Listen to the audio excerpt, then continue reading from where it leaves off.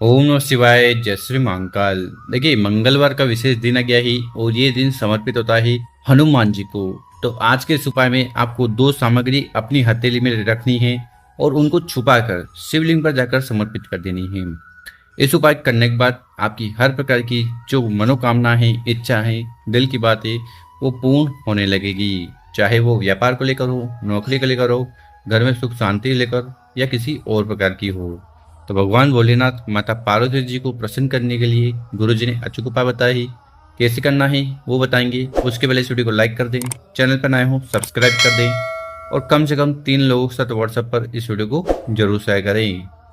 तो जानते हैं गुरु जी द्वारा बताया गया पहला वाला उपाय। विशेषकर ये उपाय क्यों करना है। देखिए, अगर आपके जीवन में किसी भी प्रकार की तकलीफ है, समस्या है, परेशानियां हैं, दुख है और जिनको लेकर आप बहुत ज़्यादा चिंतित परेशान रहते हो, डिप्रेशन में चले गए हो, ठीक, तो ऐसे में ये पहला वाला उपाय आपको जरूर कर लेना है। इस वाले उपाय में जो सबसे पहले सामग्री आपको चाहिए वो है तांबे का लोटा। तो इस प्रकार से तांबे का लोटा लेकर उसमें आपको अपने घर से, किचन से शुद्ध जल भर लेना है।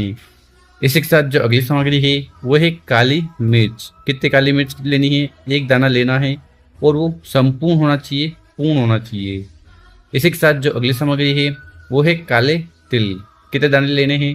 देखिए, आपको काले तिल के 7 दाने लेने हैं और काली मिर्च का 1 दाना लेना है। तो आपको संख्या का ध्यान रख लेना। और फिर इन बताई गई सामग्री को लेकर महादेव जी के मंदिर चले जाना। सुबह शाम इस उपाय को कर सकते हो। मंदिर में पहुंचकर आपका चेहरा उत्तर दिशा की तरफ होना चाहिए। देखिए, आपको बता दें कि शिवलिंग के ऊपर काले तिल और काली मिर्च का उपाय करने से जीवन में आ रही किसी भी प्रकार की दुविधाएं, परेशानी, समस्या है ना, वो समाप्त होती है। तो इस उपाय में सबसे पहले करना क्या है, उस तांबे के लोटे को उठाना है, धीरे धीरे कर पूरा पूरा जल शिवलिंग के ऊपर उड़ेल देना है, समर्पित कर देना है।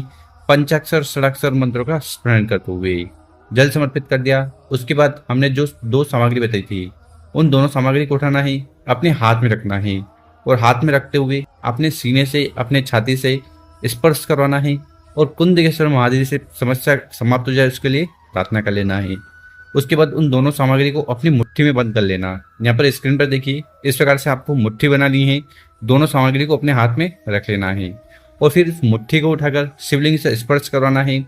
और यहाँ पर आपके जीवन में जो भी दुख, परेशानी, समस्याएं, बाधाएं, झंझट जीवन में चल रही है वो समाप्त हो जाए, उसके लिए कुंदकेश्वर महादेव से प्रार्थना करना है।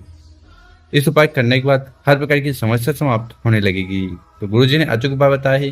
पहला वाला उपाय इस प्रकार से जरूर कर लीजिएगा। अब जान लेते हैं गुरुजी द्वारा बताया गया दूसरा वाला उपाय। विशेषकर ये उपाय आपकी हर प्रकार की जो दिल की बात है या ऐसी कोई विशेष इच्छा है जो किसी कारणवश पूर्ण नहीं हो पा रही है ना, ठीक, चाहे वो व्यापार से जुड़ी हुई हो, चाहे वो नौकरी से जुड़ी हुई हो, चाहे वो आपके किसी कार्य से जुड़ी हुई हो, हर प्रकार की कामना इस उपाय करने के बाद पूर्ण होने लगेगी। तो इस वाले उपाय में सबसे पहले फिर से आपको तांबे का लोटा ले लेना है और उस तांबे के लोटे में जल भर लेना। देख, इसी के साथ जो अगली सामग्री है वो है बेलपत्र। कितने बेलपत्र की जरूरत है? देखिए, आपको 3 बेलपत्र लेने हैं, ठीक है। और जो बेलपत्र लो वो कहीं से टूटे फूटे, खंडित नहीं होना चाहिए, क्योंकि शिवलिंग के ऊपर कभी भी खंडित चीज समर्पित नहीं की जाती। और फिर इस प्रकार से सामग्री को इकट्ठा कर महादेव जी की, भगवान भोलेनाथ के मंदिर चले जाना। ये उपाय आप सुबह शाम अपनी इच्छा अनुसार कर सकते हो। और इस उपाय करने के बाद अघोरेश्वर महादेव जी की असीम कृपा आप पर होने वाली है। देखिए, शिवलिंग के ऊपर बेलपत्र को उपाय करने से कामना इच्छा पूर्ण होती है, क्योंकि बेलपत्र माता के प्रेम महोत्सव से बने हुए हैं। तो इस उपाय में करना क्या है, 3 बेलपत्र है, उसमें से पहला वाला बेलपत्र आपको यहाँ कॉर्नर पर समर्पित करना है। यहाँ ज्यादाधारी हो रही है ना, जहाँ से इसका एंड होता है, समाप्त होती है, यहाँ पर पहला बेलपत्र चढ़ाना। उसके बाद जो दूसरा बेलपत्र है उसको उठाना है, उसको आपको समर्पित करना है माता के हस्त कमल पर। और यहाँ पर एक चीज का ध्यान रखना, इस बेलपत्र की जो डंडी है वो आपकी तरफ होनी चाहिए, ठीक।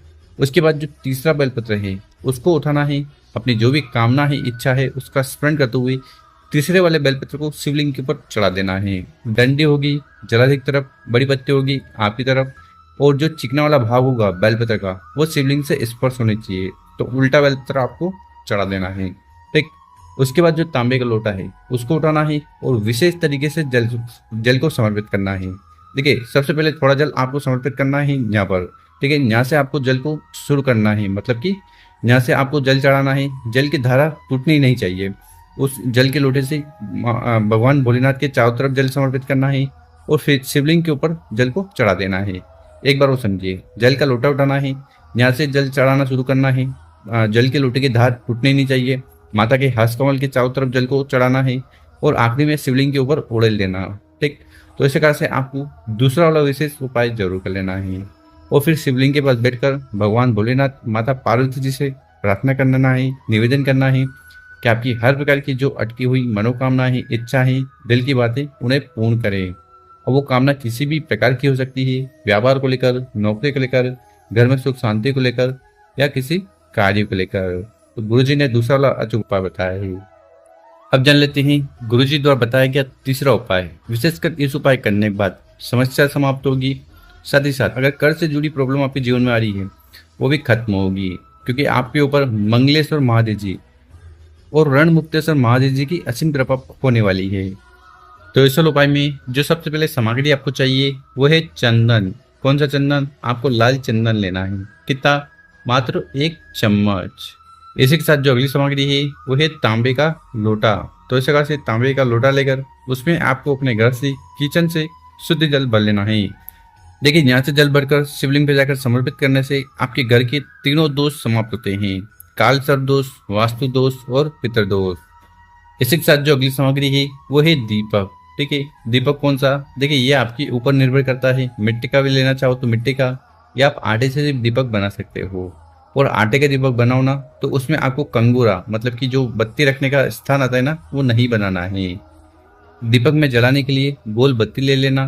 ठीक, और गाय का अगर शुद्ध घी मिल जाए तो वो आपको ले लेना है। और फिर बताई गई सामग्री को लेकर भोलेनाथ के मंदिर चले जाना। ये भी उपाय अगर आप प्रदोष काल में करते हो तो ज़्यादा लाभ देखने को मिलेगा, या फिर सुबह भी कर सकते हो, क्योंकि प्रदोष काल में शिवलिंग में शिव जी का वास होता है। तो इस उपाय में सबसे पहले करना क्या है, हमने आपको जो गोल बत्ती का दीपक बताया था उसको आपको शिवलिंग के पास रखकर प्रज्वलित कर देना है, जला देना है। ओम नमः शिवाय, श्री नमस्तुभ्यम मंत्रों का स्मरण करते हुए दीपक जला दिया। उसके बाद हमने आपको जो लाल चंदन बताया था उस लाल चंदन को उठाना है, जल के लोटे में सम्मिलित कर लेना है। ठीक, उसके बाद जल के लोटे से पूरा जल शिवलिंग के ऊपर चढ़ा देना है, उड़ेल देना है। ओम नमः शिवाय, श्री नमस्तुभ्यम मंत्रों का स्मरण करते हुए और फिर शिवलिंग के पास बैठकर आपकी जो भी कामना है, इच्छा है, जो आप चाहते हो कि पूर्ण हो जाए और समस्या समाप्त हो जाए, उसके लिए प्रार्थना निवेदन कर लेना है।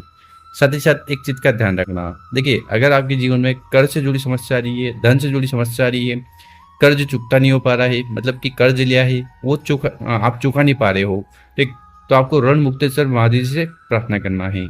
और अगर आपकी ऐसी कोई कामना है, जैसे विवाह से जुड़ी कोई कामना हो, तो फिर आपको मंगलेश्वर महादेव से निवेदन करना है। तो इस प्रकार से तीसरा वाला उपाय जरूर करिएगा। मेरे प्यारे दोस्तों, इस वीडियो में हमने आपको 3 उपाय बताए हैं। तीनों उपाय में से जो उपाय आपको सर्वश्रेष्ठ लगे जरूर करिएगा। और इस चैनल पर नए हो तो इसको सब्सक्राइब करें और कम से कम 5 लोगों के साथ ये वीडियो जरूर शेयर करें, उन लोगों की मदद करें। ओम नमः शिवाय, जय श्री महाकाल। मिलते हैं हम आपसे एक और नए वीडियो में।